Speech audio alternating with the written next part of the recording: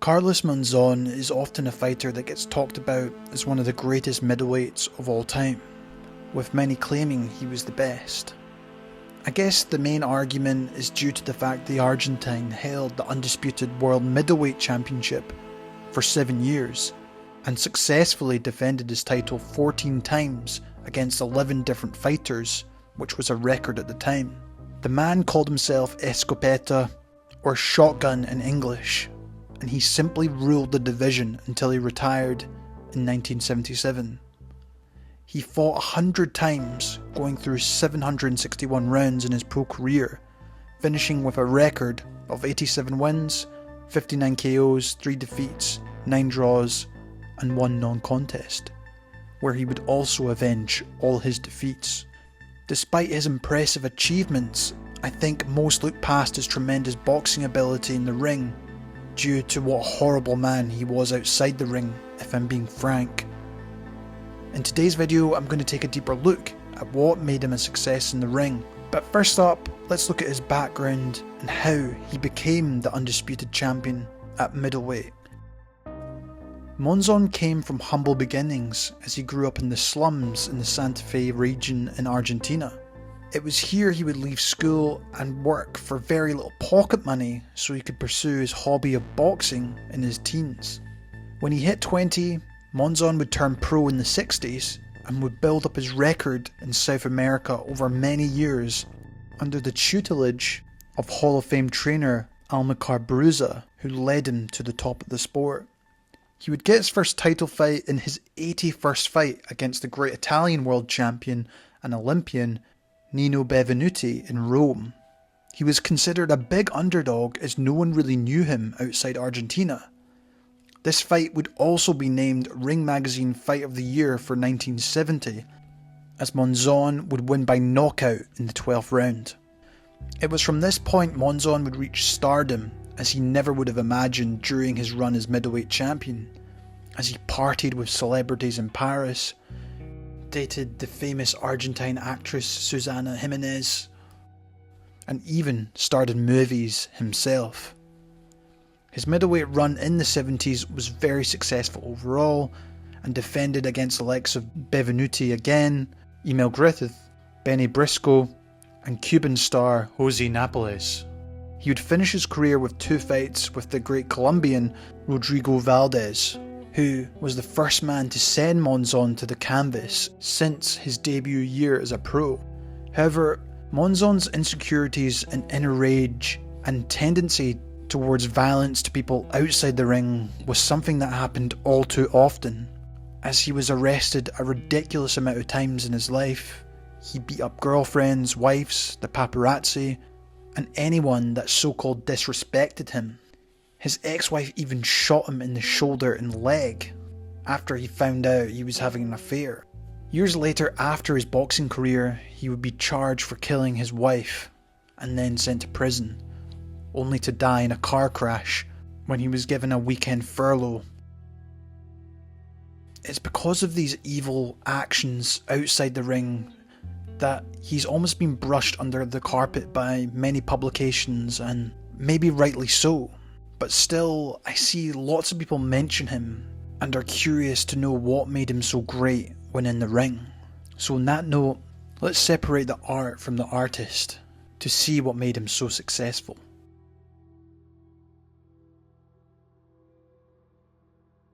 Now, although Monzon is quite often depicted as a monster by some, in the ring he was actually very calculating, intelligent and efficient. But if I'm being honest, watching him fight at first, he can look a bit awkward and underwhelming. Though, once he's warmed up into a fight, this is when you get to see what he was all about. If I had to put him in a category of style, overall I would say he was a boxer-puncher due to his roughness and good punching ability. But more often than not, he would mainly like to fight as an outboxer, trying to control and maintain the distance. The reason I say this is because he very much took advantage of his size and reach of 76 inches. In most cases, he was a lot bigger than most of the opponents he faced, so he very much knew and took advantage of this by using his accurate jab to pick off his opponent. before firing a straight cross down the middle and shooting angled hooks when he had them on the ropes. He was very accurate and unwasteful with these punches, making sure he would land them.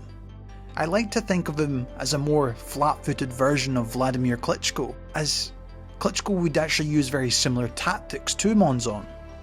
The Argentine would also like to take his time for the most part. He was quite a slow starter, as he would use the opening rounds to work out how his competitors would approach the fight. He would much rather break you down over many rounds and take you the distance, as he clearly had great stamina to take you out further down the line. However, a lot of opponents would come to try take the fight to Monzon. They would close the distance on him and he would have no choice but to fight on the inside, but he did have some crafty ways in there, which I'll discuss later. In terms of his weaknesses, he certainly was not the fastest and maybe a bit flat-footed, and like I said earlier, as much as he came across as he would destroy anyone, he wasn't necessarily the biggest puncher in the world.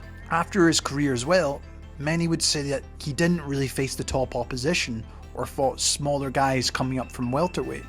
However, you can only fight the guys that are in your era after all. Let me know in the comments how you would have Monzon against other all-time great modern middleweights like Hagler, Golovkin or Hopkins. Now, let's take a look at the closer individual areas that made his style so efficient. Sniper jab. Now, as just discussed, Monzon had a very accurate jab, which he would mostly use to keep opponents off him, and to maintain the distance. He would throw this often to the head, but also mix up by throwing multiple jabs at once. It was a punch he would almost always start with before anything else.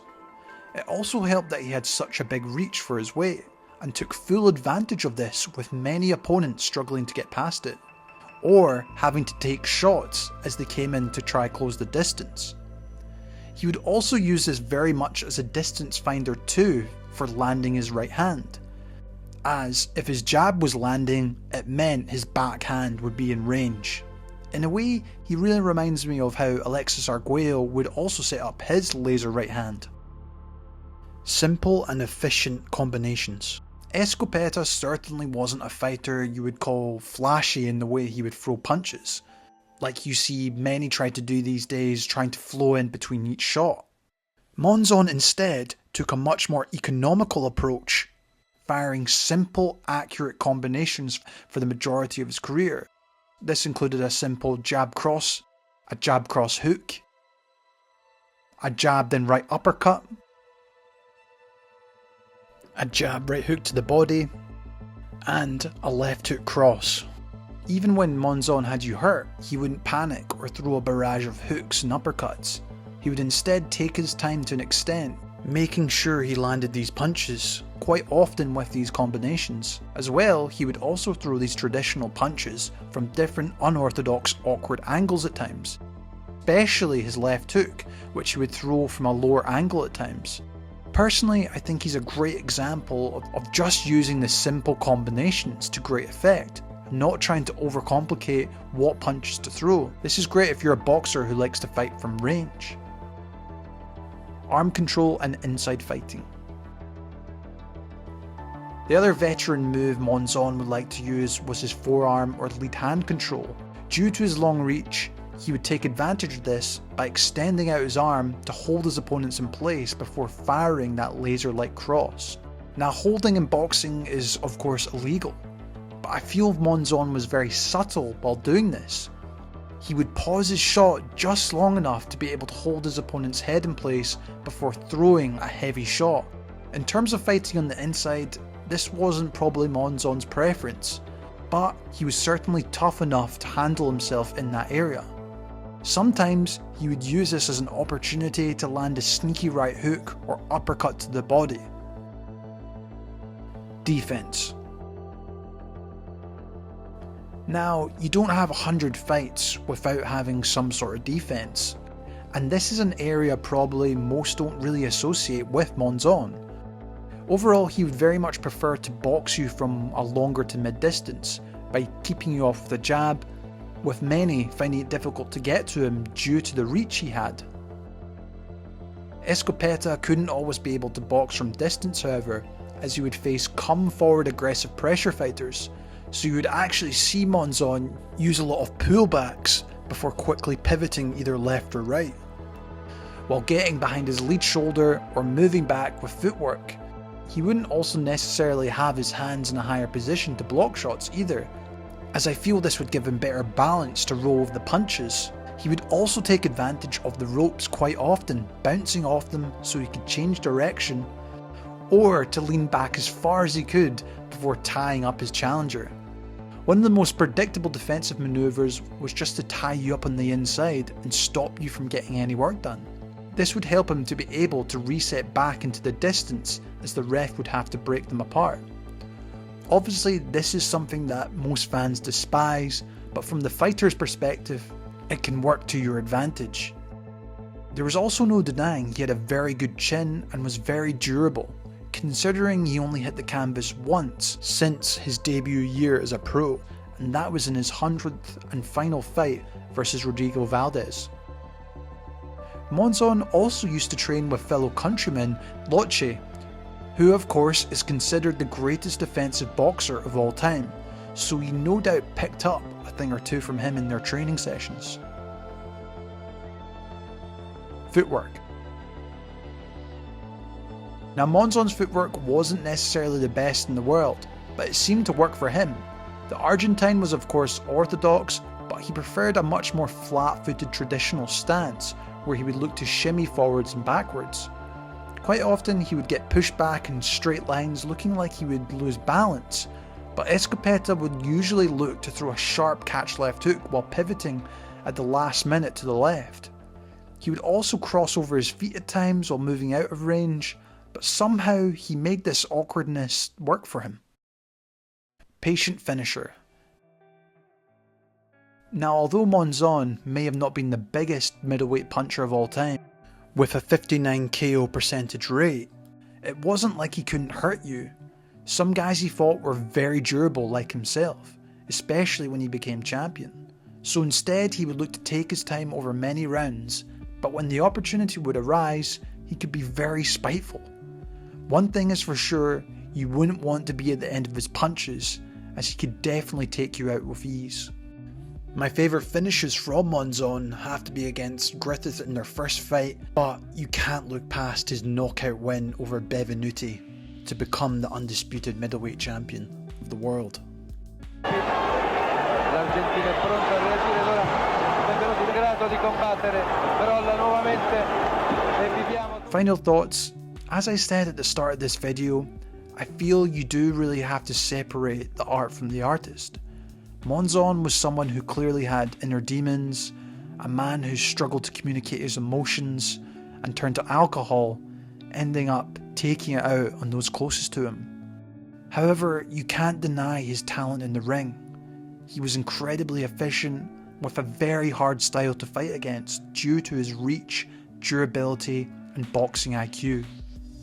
If you're a fighter that has a longer reach, I recommend you study and watch some of his fights. If you want to find out more about his story, I highly recommend you check out Rich the Fight Historian's documentary on YouTube, or there's also a Netflix series on him too. If you want more content like this, why not check out my videos on some of these fighters from the 70s. This has been Jamie from Boxing Life. Thanks so much for watching, guys, and I'll see you in the next one.